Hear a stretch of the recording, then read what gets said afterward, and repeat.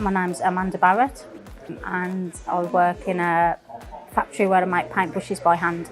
For me, it's just the customer service, because as soon as you walk in, somebody comes to greet you and asks if they can help. Whereas in some dealerships I've been into, I won't mention which, we've been left stood 20 minutes waiting.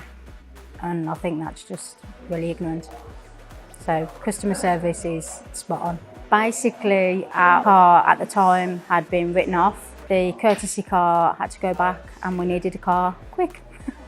So we came and had a look on the one day, decided on it and just went from there. It's always been brilliant. Customer service is great. If you've got a problem, you just ring up or pop in and they'll sort it straight away. We've dealt with most people in here really, because they're all really friendly, really helpful. We always go back to the same salesperson, which is Richard, because he's really good at what he does. If you say you've got a certain amount that you can spend and you can't go above, there's always something he'll work out so you can afford it and get the new car that you want. So yeah, really appreciate what he does. And I always see Emily or Lewis on the service desk because they're really helpful. Again, I get on really well with them because their service is really good. They're always really helpful.